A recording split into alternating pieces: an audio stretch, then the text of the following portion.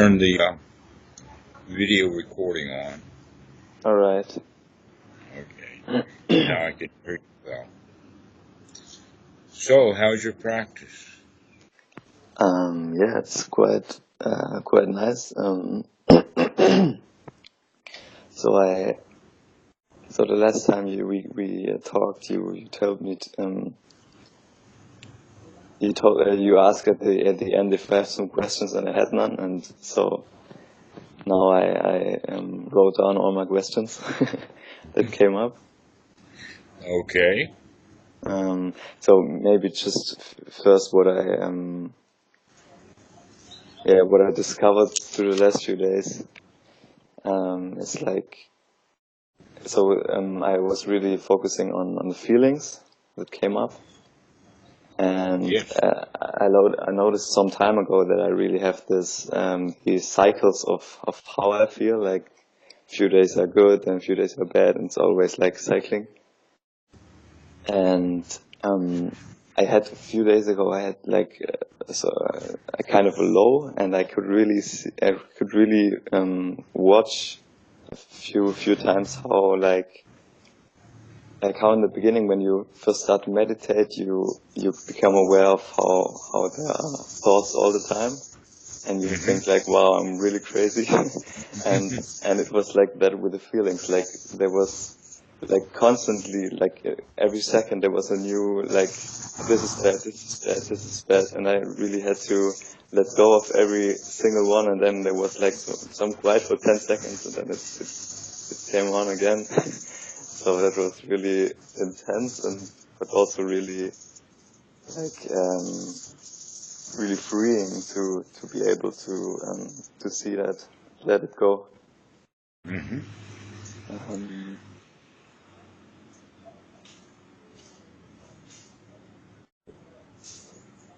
Yeah, so that's what I was seeing a few days in my daily life, and I also I listened to some of the uploaded videos on your YouTube page. Okay. And there you said once that the path to awakening is through the first jhana. Right? Yes. That's correct. According to the Buddha, that's correct. According to experience, that's correct. So, according to Bhikkhu Buddhadasa, it's also correct. all right. So that's for sitting practice and for daily practice, right? For the daily life, or could you explain why, or because I don't. Oh, okay. Yes, let me explain that for you. The way that Bhikkhu Buddhadasa explains it in a couple of pieces that he's written, one is called Insight by the Natural Method, and the other one is Insight by the Organized Method. Now, these two works actually have a deeper underlying situation that goes right to the base of humanity. That if you're going to teach one person, then it's almost always the right way to do it is natural. And one of the aspects of natural is answering questions that the student has. And so you can just take what comes. The organized method is more of how when you have a whole lot of students. And because of that, you're going to take them as a group from one step to the next to the next. And organized religions, the more organized education, the more organized they are, then the more they're likely to be following the organized method, to where educational systems will begin to experiment to find out that the natural method is much better if you can have the situation set up to where, for instance, a child has computers and you've got a whole room full of computers with a whole bunch of kids, and the teacher's job is to keep the kids interested in what they're doing. And then they're off learning on their own, and this is a very powerful teaching technique.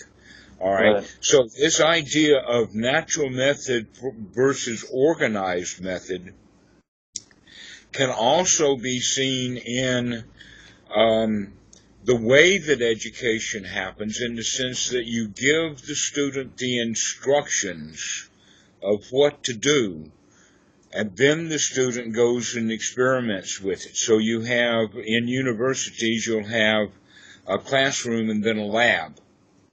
Okay, the lab is the more natural way of learning, and without that lab, it doesn't matter how much information is given in the lecture hall. Right. Okay, so the whole idea then is that in the organized method, that the organized method gets the mind completely trained. And after it's completely trained, that's step one. Then step two is to put that mind to work. All right, and this was the way that the Buddha had done it himself. So he went right through all of the mental skill developments and gymnastics that his teachers taught him, and he found that that wasn't enough.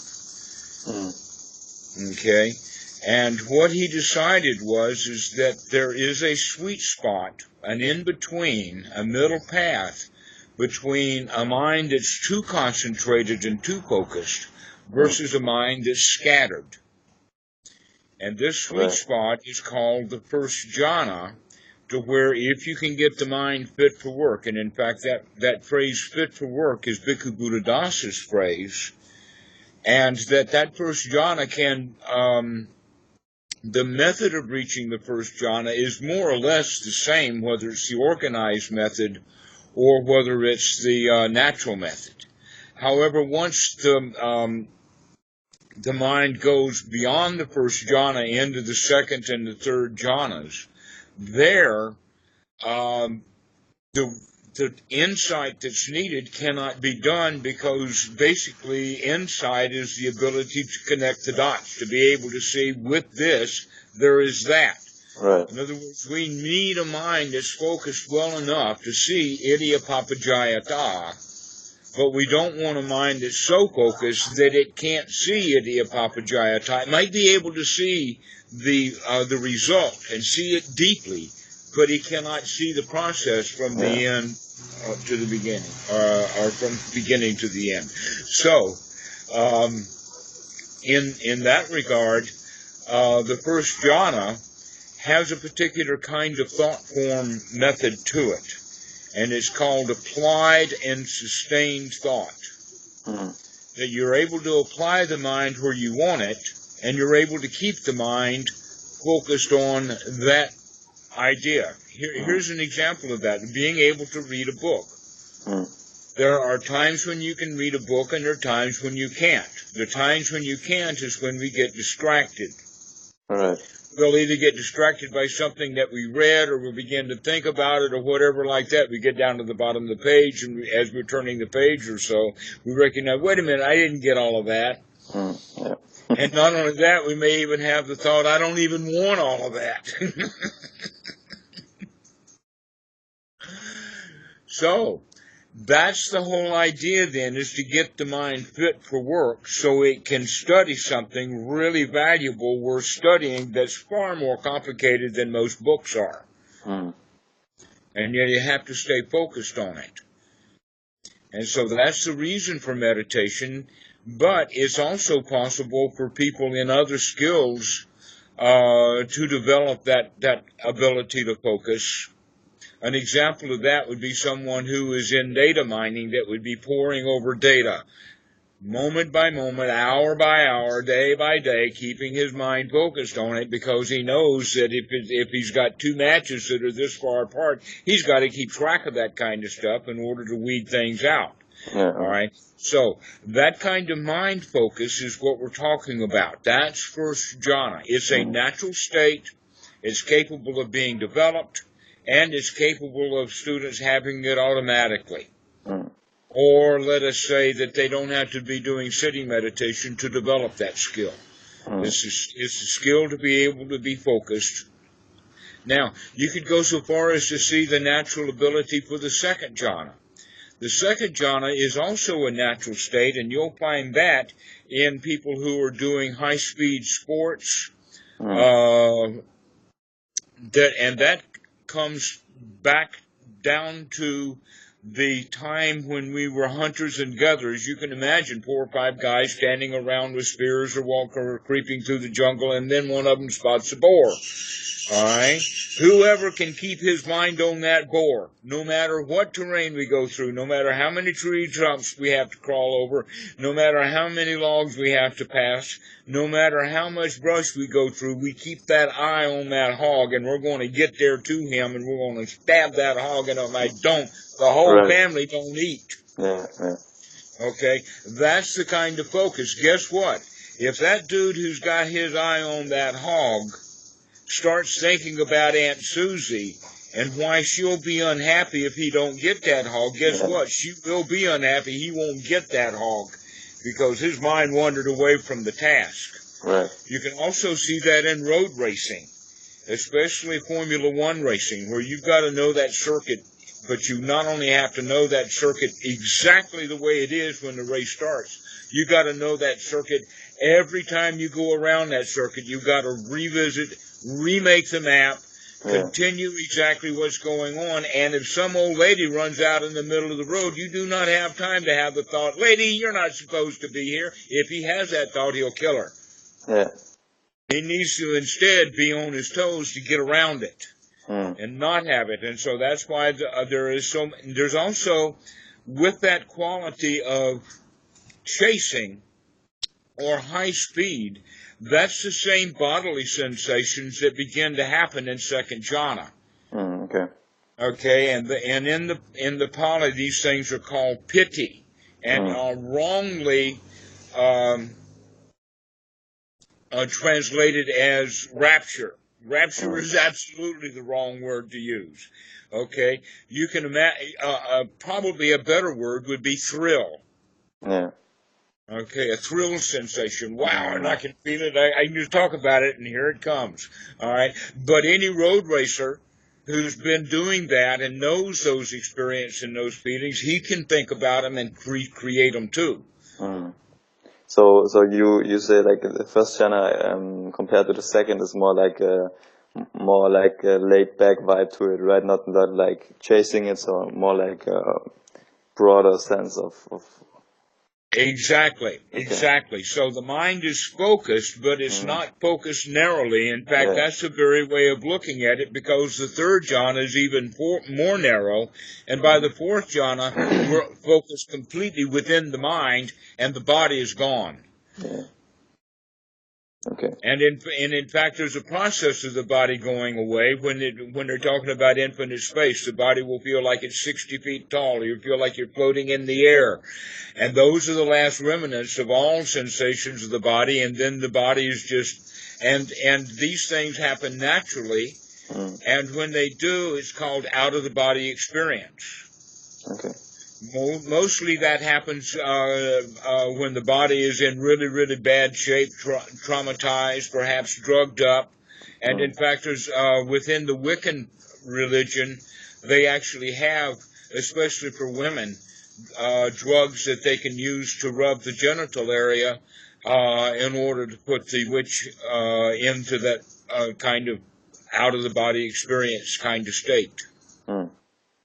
Okay, now here's the point, is that when they do that either of the mystic in India or the Westerner doing it through drugs will do it with the concept of a thread that they call the gossamer thread. The reason for it is because they're trying to take the consciousness and keep it together and let it go out of the body and extend and go someplace. This is the idea of it, been not well succeeded.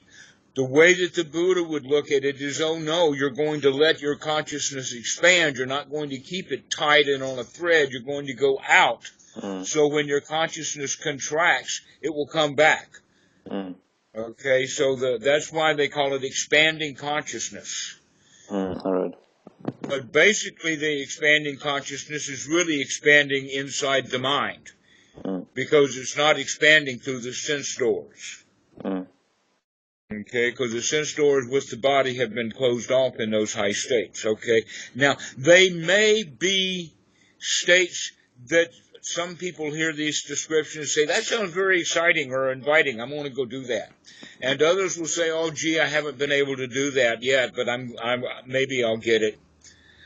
But the right way to look at that is, oh, so long as we understand what it is, then by using the first jhana correctly, through wisdom, we can visit these other states without putting in the heavy-duty work. Yeah. And we can visit, because in fact people go in and out of these jhana states, but they don't know it. Now that we know what we're looking for, you can find yourself in those states, and you can find ways out of them, and you can watch it. And that's part of the education. But the primary goal is to keep the mind.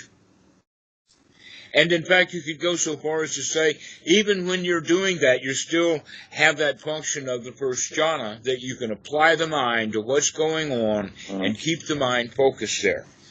Now, in the beginning, what happens is that that's spotty. We can apply the mind to the breath, but it doesn't sustain, but when we can reapply it, that the mind will wander away, and when it does, it wanders always away into hindrances. So now we're beginning to understand the hindrances as anything the mind just likes to do.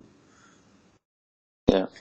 An example of that is the Buddha uses elephant training, that when the elephant breaks his hole, because they would use ropes made of hemp and twine, and they didn't have chains, so the elephants would get away.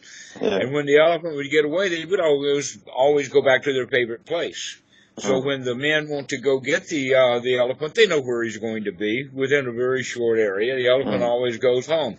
That happens with the mind. You begin to see where the favorite places are in the mind, and one of the things that we'll discover is the favorite place is the past. Yeah. Another favorite, and by the way, the past is really dangerous. We can lollygag around in the past and go from delight to delight, but very quickly we're going to go into regret. Yeah. We'll find something that we could say that maybe that didn't go well, or even though we left each other last time on good terms, after I began to think about it, wait a minute, maybe I said something wrong. Maybe he doesn't like me. All kinds of really crazy stuff happens when we start to dwell on the past, because we're trying to perfect it and make it pure so it's up to our standards. Yeah, my place to go is rather the future with like worries and stuff like that. Well, all of the worries that you have about the future are based upon the past. Okay. And they're working together. And that's where problems are. Problems are created in the past, and then we plan on the future to fix those problems. And so we're caught in that cycle. That's the yin-yang cycle, is the past and the future. And it has attraction and repulsion in it also. And what we're going to learn to do is like become a neutrino. Do you know what a neutrino is? It's a particle that has no charge. It's neither positive nor negative. Yeah, you told me about that before. Right, okay. So this is what we're looking at, is being a neutrino means going through, or in fact going with the flow, but the flow is a trajectory that has already been predetermined, and that it would only be changed because of outside forces we meet along the way. But guess what? There's very few things now that can have effect upon us, because we're giving up rites, rules, rituals, giving up attachments, giving up wanting things we don't have, and becoming more and more lightweight. So that's really the trick of the neutrino, is that it's so lightweight that it doesn't even carry the baggage of a charge. Now, that charge can also be thought of as the banners that people wave. I belong to this group, I belong to that group. If I don't belong to any groups, then those groups have no effect upon me. Right. And if I catch myself identifying with one of those groups, it's only because I realize how much suffering Think about it like this: whatever two political parties you'll have in a country, on any one given day, both of them will have both good news and bad news. And so whoever attaches to either one of those political parties is going to have his whole heart go up, down, depending upon the news of the day. He does not have ownership of his mind. He is not in control of his mind. He has no unity in his mind. He is subject to the vagaries of outrageous fortune. Yeah. So, regarding like staying close or in a state like first jhana through daily life, is it then like, would it be a good idea to simplify it, right? Or to not do too much things at once? Okay, that's a really, really good point. The first thing is that first jhana is the only jhana that it is possible to walk around in what you're calling daily life. But it's hard to maintain when you're talking. But it can be. All right. What normally happens is that the mind will go into what's wrongly called access concentration. The access is correct, but it's not concentration because the mind's really not concentrated until the second jhana. It's only in the second jhana, like the example I gave is keeping your eye on that pig. Yeah. 100%. If you lose sight of that pig even for 1 second or even a half a second, you've lost him. He's gone. You will not be able to pick him up again. You've got to keep your eye on that pig. Okay, so that's the way of the focus of the second jhana. By doing that, we're going to miss out on some really important stuff. Yeah. Okay. And because so we don't, because the mind doesn't move that much anymore, right? We can't like watch it in its natural habitat. Right, okay. So, there's this sweet spot between having the mind that's filled with hindrances and a mind that's so focused that we can't do anything else. Okay, right. Okay? And so that sweet spot then is the first jhana, to where Bhikkhu Buddhadasa calls it a mind fit for work. And why is it fit for work? Because we can apply it and keep it applied and sustained. It doesn't wander off, but it keeps on topic, the way that we would read a book. All right? Except that now, that the entire thing now flips around the word apply. Where are we going to apply the mind? What is worthy of our attention? Yeah. Okay, what are we going to apply and sustain the mind on? And this part of what I'm talking about now comes out of the Sabha Asava Sutta, the first 11 verses. All right, that one's wrong attention will eventually wind up with questions that are philosophically asked in the sense of, what was I in the past? Who was I in the past? What will I become in the future? Okay, it's past and the future. It's also worried about what we're doing now in the sense of, who am I now? And what am I? And what will I be?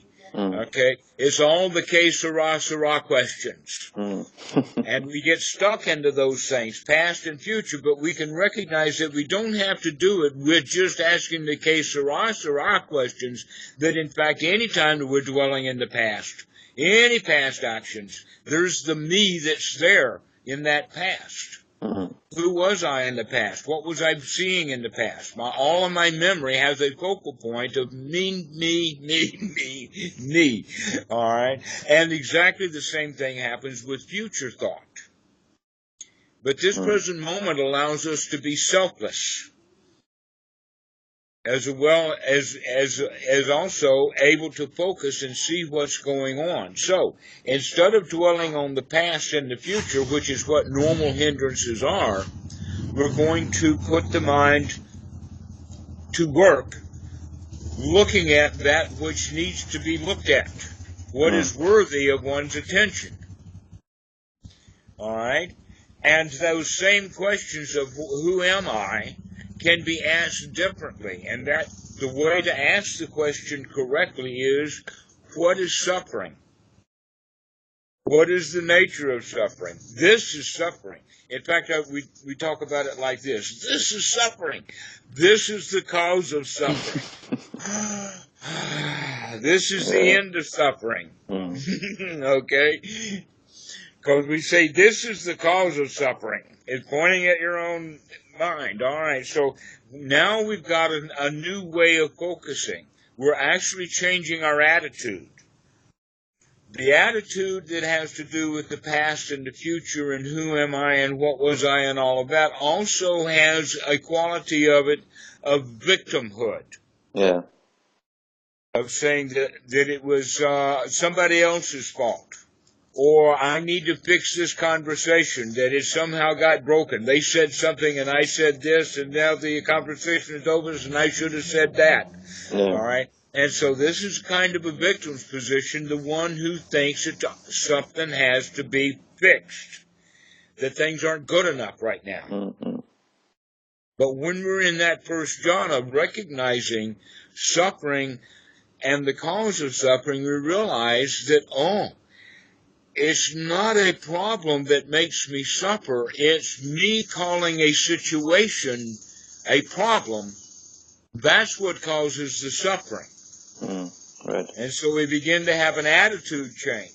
The first place that we examine that, the first place we have an opportunity is when the mind wanders away and you recognize it, we come back and we start again with the idea of, oh yeah, I can see the mind wandering away now. Okay, because the normal thing to do is, oh no, the mind has wandered away. All right, so we need, and so much of the practice is that change of attitude.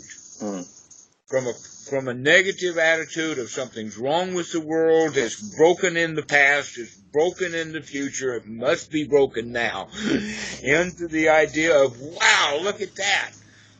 This is it. This is good enough. This is fine, just like it is right now. And so that's the basic attitude that needs to be changed, because what we're doing is we're recognizing the cause of suffering and recognizing that, my mind is what's causing that suffering. That I can just merely change my mind, and now it's a wonderful event. Seeing the mind wandering away, it gives me an opportunity to train my mind. Not seeing it wander away might be salving or soothing, or it's okay for my mind to wander away, but there's no training there. Yeah. And so a lot of it has to do then with, by coming back to the breath, there's actually a controlling of the breath. One could go so far as to say there's only two ways of breathing, either unconsciously or consciously. Another way of saying that is you're breathing naturally or you're breathing wisely. Another way of saying it is that you're breathing uncontrolled, sporadically, and up to the influences of the world. And the other one is you're controlling the breath. And you're slowing it down. And you're making it fit. Okay, so this is two ways of looking at it. You're either going to control it or you're not going to control it. If you're going to control it, then you've got to be able to be mindful of it, to watch the breath. And so the only two ways, and by the way, these are actually located within the brain. But the back part of it is in the reptilian part of the brain, it's in the back of the head. But when you think about the breathing and start to watch the breath, and watching the breath is exactly the same thing as controlling the breath, then it's the frontal cortex that lights up. We're actually turning the mind and on fire. We're actually brightening the mind by watching the breath, letting it wake up. All right, and by watching the breath, then we're also keeping the mind free from the hindrances. Now, for most meditators, what will happen is they'll develop the skill of watching the breath, and then the hindrances will come back too. So now they've got them kind of both going at the same time. The way to handle that is by recognizing that these are the hindrances under there and chase them out too. And the way to chase it out, Just like if you've got a song stuck in your head, the way to chase that song out is with another song. So we chase the feeling out with another feeling, right? Yes, exactly. Or you're going to chase it out with another thought, even if these thoughts are kind of in the background. And the thoughts to always go to is the Four Noble Truths. This is suffering. This is the cause of suffering. And we begin to look at this as the cause of suffering, we begin to see how the mind works. And we begin to see that key point about the feelings. That there comes a point in time when the mind is doing a kind of a processing that it kind of hits us or grabs us. It gets our attention in an unconscious way. In fact, Freud termed it subconscious. That we have subconscious motivations. What those subconscious motivations are is feelings. I like it, I don't like it. And it doesn't have to necessarily have thoughts. But the important point is that when we are mindful, because we're already mindful of the breathing, now we can start to become mindful of these subconscious motivations. That they're not really subconscious. It's just that we weren't paying attention to them before. Now they're there for paying attention to. We can begin to see them. And now you recognize, oh, there's an entire vocabulary and an entire conversation, almost like, 24/7 newscast. At one level, it's just newscasting information that can be said verbally. Now we're recognizing we're on another channel now, down at the level of feelings, just nonstop feelings being broadcast. Right. Is that what you're getting? Yeah. Yeah. If I pay attention. If you pay attention, you see that they're there. But by doing it, now you have a choice of what you're going to do about it. The only reason why we can't control the way we feel is because we don't know the way we feel until it's too late to stop a freight train.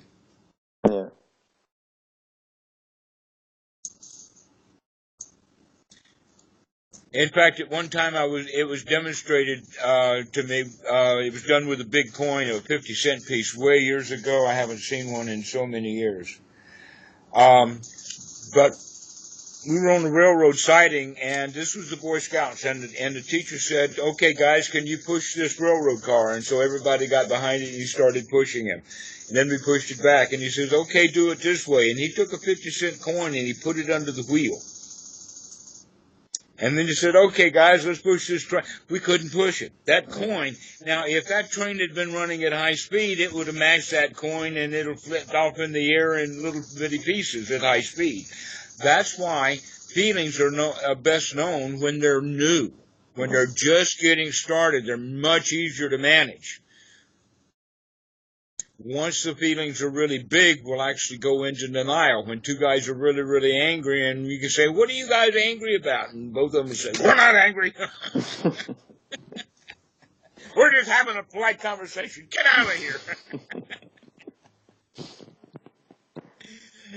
So that's the whole idea is that you're beginning to get down to that level of recognizing this stuff is happening all the time. If that's happening all the time, these feelings are happening all the time, then what that means, and it's basically not 100% down to the microsecond, but rather it's one by one after another. Just here they come, they come, constantly. Well, if we can be mindful at that level, then we can be there for those feelings before they get out of hand, that they don't grow on us. It doesn't go from a feeling that's, I like it, into the feeling of I want it, into the feeling I gotta have it at all costs. Yeah. Okay? Yeah, I mean, once I saw that, I really there was a strong motivation a much more strong motivation to be mindful all the time, because you just see that if you don't do it, then there's a freight train in 3 minutes, and but that's the whole point. Now you recognize, because of these feelings the way that they are, that we actually have an obligation to ourselves, an obligation to the Dhamma, to watch that stuff. Yeah. Because if we don't, we're going to be punished. There's some kind of law, and that law is that if we create dukkha, we have to experience dukkha. Yeah. And so by being on guard, that's exactly what then will happen, is that we demand of ourselves to be honest. We demand of ourselves to see things as they really are. And that honesty becomes primary. But that honesty is also in our actions or behaviors. We don't want to do anything wrong. We don't want to harm any other people. And so we kind of withdraw almost, because we don't want to get stuck into it. And so this is part of the reason why wise don't deal much in society. I think we talked about Dante's Inferno. No. Okay. There